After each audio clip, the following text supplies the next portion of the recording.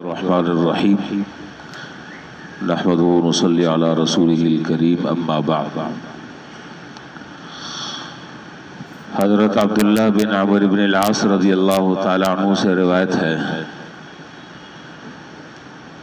कि एक दिन सरकार दो आलम नबी करीम सल्लल्लाहु अलैहि वसल्लम ने नमाज का तज़किरा फरमाया और नमाज का तज़किरा फरमाकर ये बात इरशाद फरमाई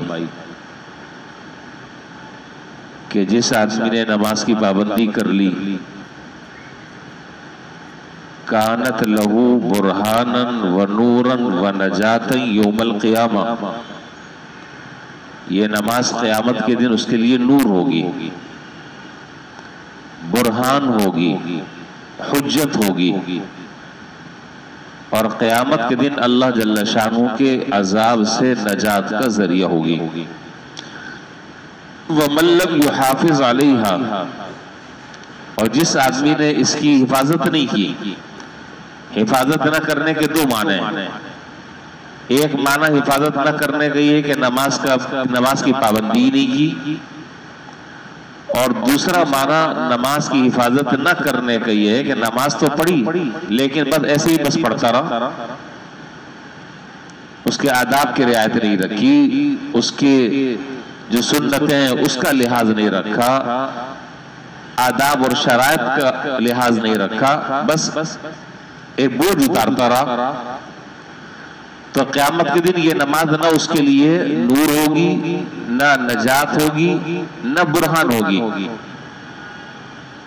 वकान यौमल क़ियामती मअ फ़िरऔन व हामान व फ़िरऔन व उबय इब्न खल्फ, और ऐसा आदमी क़यामत के दिन उन मशहूर ज़माना और ज़रबुल मिसल लोगों के साथ होगा कि जिनका कुफ्र दुनिया में ज़रबुल मिसल था। अल्लाह ताला पनाह में रखे, कौन आदमी ये चाहेगा कि मेरा हशर क़यामत के दिन फ़िरऔन के साथ हो, हामान के साथ हो, उबय इब्न खल्फ के साथ हो। हुज़ूर सल्लल्लाहु अलैहि वसल्लम इस हदीस में फरमा रहे हैं कि जिस आदमी ने नमाजों का एहतमाम नहीं किया, उसकी हिफाजत नहीं की, उसका हशर इन ज़रबुल मिसल कुफ़ारों के साथ होगा जिनका कुफ्र दुनिया में ज़रबुल मिसल बन चुका है। फ़िरऔन, हामान, उबय इब्न खल्फ, और आप इन तीनों के हालात जानते हैं। अल्लाह ताला हिफाजत फरमाए, इसलिए नमाज का एहतमाम करना चाहिए, नमाज की पाबंदी करनी चाहिए और उसकी अमली मश्क के लिए अल्लाह ताला ने हमें ये महीना अता फरमाया। इस महीने से हम इसकी आदत डाल लें, अल्लाह ताला से दुआ करें, इसका एहतमाम करें कि हमारी कोई नमाज भी क़ज़ा न होने पाए। नमाज तो क़ज़ा होना या नमाज न पढ़ना ये तो बहुत दूर का मसला है। हमारी गुफ्तगू जो चल रही थी वो ये चल रही थी कि जमात के साथ अक्सर हज़रात फ़ुक़हा इस तरफ गए हैं कि जिस आदमी ने जमात के साथ नमाज नहीं पढ़ी, चाहे वो घर में पढ़ ली हो, तो अक्सर हज़रात फ़ुक़हा और मुहद्दिसीन का ख्याल ये है कि ऐसे आदमी की नमाज हुई नहीं है सिरे से, जिसने बगैर किसी हुज़ूर के घर में नमाज पढ़ ली। चुनाचे रिवायात में है एक सहाबी जो ज़ाहिरी बसारत से तो महरूम थे, लेकिन अल्लाह ताला ने दिल की बसीरत से उन्हें खूब नवाजा था और तारीख उन्हें हज़रत अब्दुल्लाह इब्न उम्मे मक्तूम रज़ियल्लाहु ताला अन्हु के नाम से याद करती है। आप नाबीना सहाबी हैं। मैंने इसीलिए अर्ज किया कि ज़ाहिरी बसारत नहीं थी, लेकिन दिल की बसारत कमाल दर्जे की अल्लाह ताला ने अता फरमाई थी। यहां तक के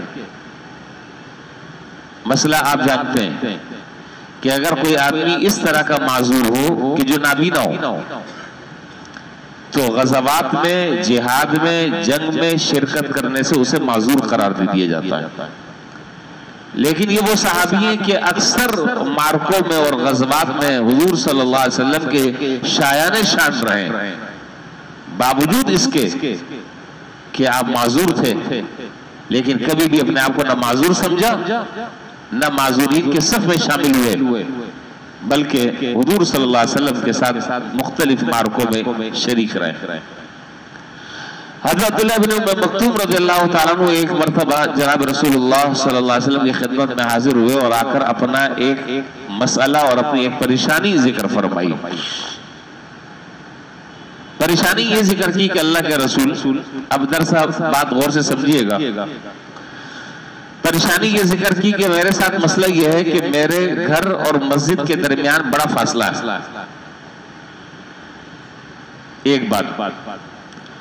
दूसरा, ये जो रास्ता है घर और मस्जिद के दरमियान का, ये रास्ता मुआफिक नहीं है, ना मुआफिक रास्ता है। उस जमाने में आप तस्वुर करें तो इस तरह के डामर डले हुए रोड नहीं होते थे, कहीं ऊंचाई कहीं नीचाई कहीं खड्डा, ना हमवार रास्ता जिसको हम अगर ताबीर करें। और दूसरी रिवायत में है नामुआफिक की दूसरी रिवायत में तफसीर जिक्र की। नामुआफिक से मुराद उनकी ये थी कि रास्ते में मुख्तलिफ किस्म के दरिंदे और मुख्तलिफ किस्म के जानवर होते हैं, यानी रास्ता भी नाहमवार है और रास्ते में तरह तरह के जान को नुकसान पहुंचाने वाले दरिंदे भी हैं, घर भी दूर है और मुझे घर से मस्जिद तक लाने वाला आदमी भी कोई नहीं है। ये सारी के सारी मुश्किलात एक जगह, लेकिन कोई आदमी अगर हाथ पकड़ ले और हाथ पकड़ के साथ ले चले तो भी मसला आसान है। तो फासला भी ज्यादा, रास्ता भी नाहमवार और लाने वाला कोई कायद भी नहीं है जो मेरी रहनुमाई करे। फहल तजिदुली रुखसतन अन उसल्ली फिल बैत, अल्लाह के रसूल आप क्या मुझे रुखसत देते हैं इस बात की कि मैं घर में नमाज पढ़ लूं? ये उज़र है, इस पर जरा सा गौर फरमाएं, ये उज़र है। अब इन हालात में, इन हालात के तनाजुर में आप मुझे इजाजत देते हैं कि मैं घर में नमाज पढ़ लूं? हुजूर सल्लल्लाहु अलैहि वसल्लम ने उनकी ये बात तफसील से सुनी तो सुनकर आपने कहा कि ठीक है, तुम घर में नमाज पढ़ लो। वो खड़े हुए, उठकर जाने लगे। अभी थोड़ी दूर गए थे, आपने किसी सहाबी से कहा कि अब्दुल्ला इब्न उम्म मक्तूम को दोबारा बुलाओ। चनाचे दोबारा बुलाया। आपने उनसे, वो दोबारा आए, आपने उनसे फरमाया कि हल तस्माउन निदा, अच्छा भाई ये तो बताओ, इजाजत तो हमने तुम्हें दे दी, ये तो बताओ कि अजान की आवाज आती है घर में? कहा कि जी आती है। हमारी तरह कोई आदमी होता यहाँ पर भी 2 नंबरी करता कि जी अब इसका मतलब है कि गड़बड़ है, नहीं आती आवाज, या आती है लेकिन मेरा जरा सा मसला है कान का। साफ साफ बात, साफ साफ बिल्कुल जी आवाज सुनते हो अजान की। आपने कहा कि अच्छा अगर अजान की आवाज सुनते हो तो अब इजाजत नहीं है घर में नमाज पढ़ने की। अगर अजान की आवाज आती है तो अब इजाजत नहीं है घर में नमाज पढ़ने की। अब मस्जिद नहीं आने चाहे किसी भी तरीके से आओ। अब आप मुझे बताएं कि वो हमारे दोस्त, वो भाई जो बगैर किसी उज़्र के घर में नमाज पढ़ लेते हैं, क्या उनके साथ ये उज़्र है कि जिस उज़्र की बुनियाद पर हुज़ूर सल्लल्लाहु अलैहि वसल्लम ने उन्हें इजाजत भी नहीं दी?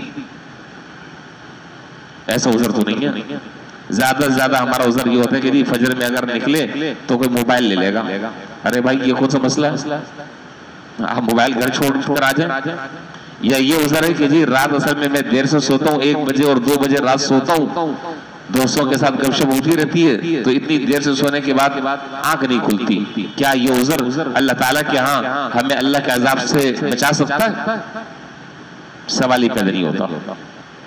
या रात में गोली खाते नींद नहीं आती, बहुत देर से नींद आती है तो आंख नहीं खुलती, फिर जब आंख खुलती फिर पढ़ लेता हूँ। ये उज़्र काबिल